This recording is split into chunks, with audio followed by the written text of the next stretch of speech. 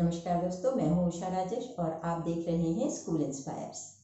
दोस्तों, जो लर्नर्स होते हैं वो तीन तरह के होते हैं। पहले ऑडिटरी लर्नर, दूसरे विजुअल लर्नर्स और तीसरे काइनेस्थेटिक लर्नर्स। जो ऑडिटरी लर्नर्स होते हैं उनको जो आप बोलते हैं, जो लेक्चर देते हैं या जो डिस्क्राइब करते हैं वो सुन करके उनको समझ में आ जाता है। दूसरे होते हैं जो विजुअल लर्नर्स होते हैं। विजुअल लर्नर्स को कुछ न कुछ विजुअल एड्स चाहिए, यानी स्पेसिमेन हो, चाहे चार्ट पेपर्स हो, चाहे कुछ डेमोन्स्ट्रेशन मेथड हो, तो वो चीज़ें देख करके ज़्यादा आसानी से चीज़ों को समझ पाते हैं, कॉन्सेप्ट्स को अच्छे से एब्जॉर्ब कर पाते हैं। और जो तीसरी तरह के जो लर्नर्स होते हैं, जो तीसरी तरह के विद्यार्थी होते हैं काइनेस्थेटिक, वो चीज़ों को खुद करके, यानी उनके सामने एक्सपेरिमेंट्स हों, उनके हाथ में चीज़ों को दे दिया जाए, उसे छू के महसूस करके कुछ एक्टिविटीज़ को खुद करके उनको चीज़ें समझ में आती हैं।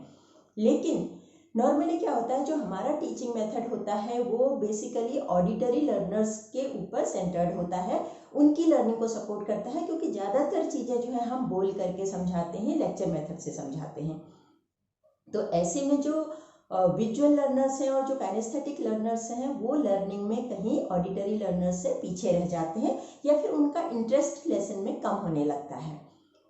तो ये बहुत ज़रूरी हो जाता है कि जो हमारी जो लेसन की प्लानिंग है उसमें हम इन तीनों तरह के जो लर्नर्स हैं उनकी नीड्स को ध्यान में रखते हुए पूरे लेसन को हम प्लान करें और सारी चीज़ों को उसके अंदर समावेशित करें, ताकि तीनों तरह के जो लर्नर्स हैं उनकी बराबर उसमें रुचि रहे और वो सब्जेक्ट में अच्छी तरह से कॉन्सेप्ट्स को समझ पाएँ और एब्जॉर्ब कर पाएँ इंफॉर्मेशन को।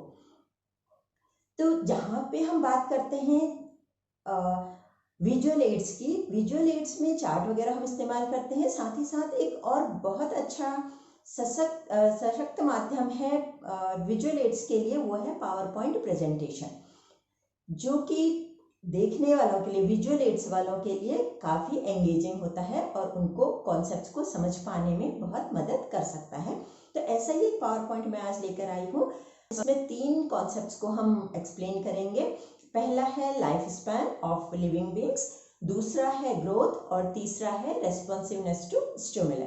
तो मुझे उम्मीद है आपको ये वीडियो पसंद आएगा। ये जो पावर पॉइंट प्रेजेंटेशन है उसको मैंने वीडियो फॉर्मेट में कन्वर्ट कर लिया है, और अगर आप चाहते हैं कि आपको ये पीपीटी फॉर्म में, पावर पॉइंट प्रेजेंटेशन के फॉर्म में आपको अवेलेबल हो, ताकि आप अपनी क्लास में अपने पेस के हिसाब से उसको यूज कर सकें, तो मुझे कमेंट बॉक्स में लिख करके बताइएगा, मैं आपको पीपीटी मेल कर दूंगी।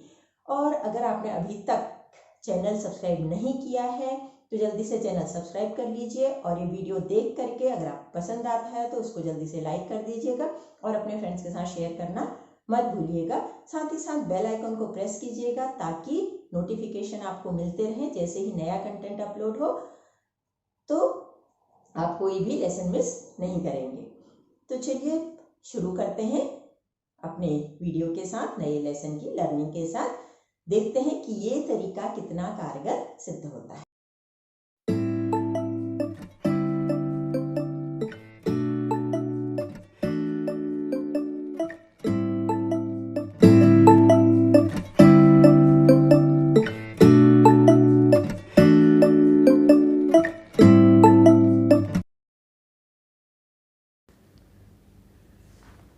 सजीवों के 8 मुख्य लक्षण हैं: विकास, उद्दीपन के प्रति अनुक्रिया, जीवन काल, कोशिकीय संरचना, पोषण, श्वसन, उत्सर्जन और प्रजनन।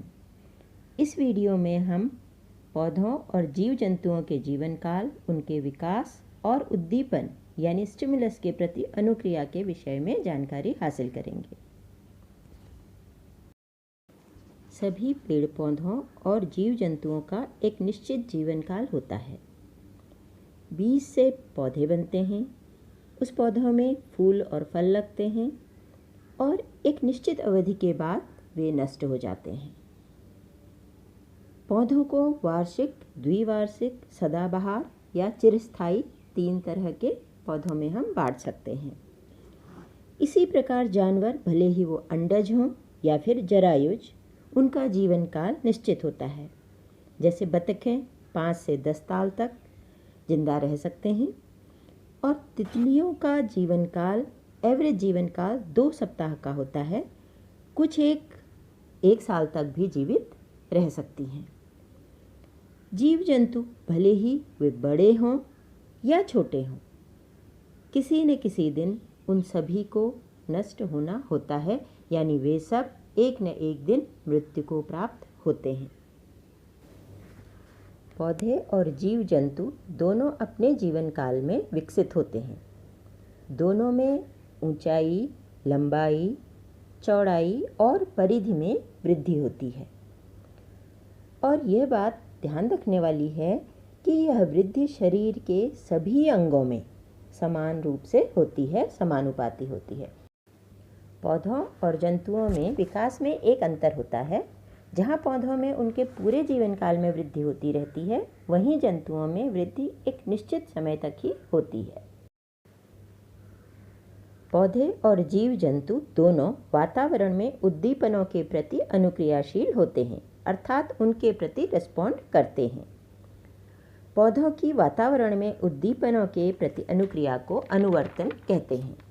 पौधे अपने वातावरण के प्रति कई तरह से प्रतिक्रिया देते हैं। इनमें मुख्य है प्रकाश, गुरुत्वाकर्षण, जल, रसायन और स्पर्श।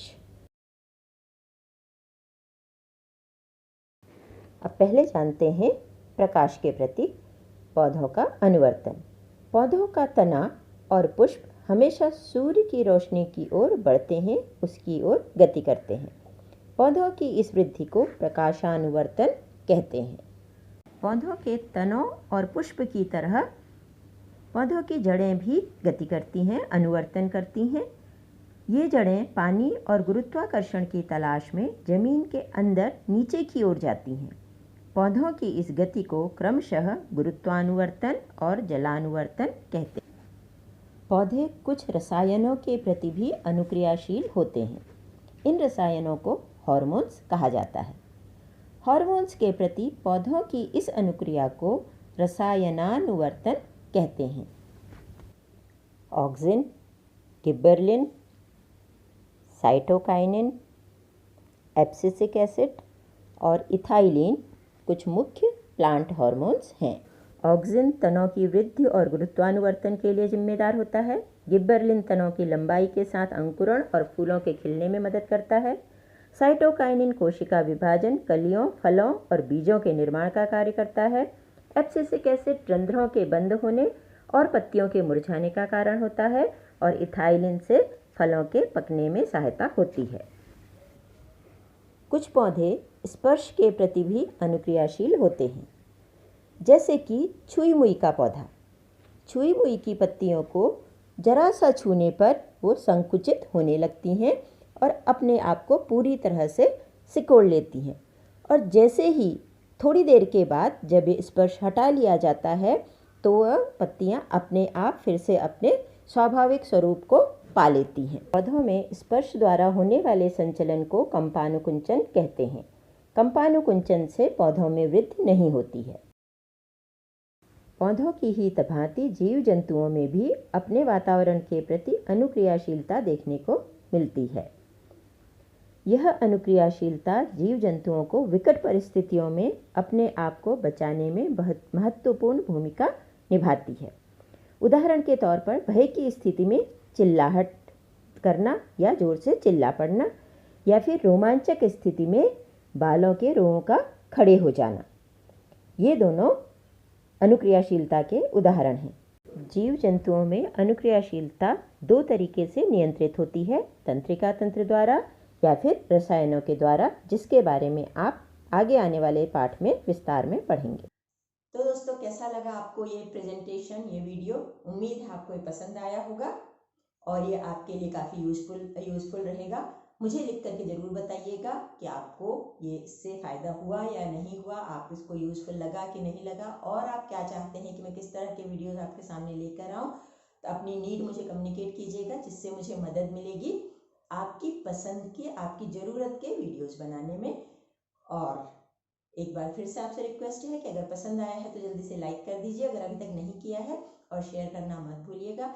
फिर सामने हाजिर होंगी एक नए मनोरंजक, इंटरेस्टिंग और यूजफुल वीडियो के साथ।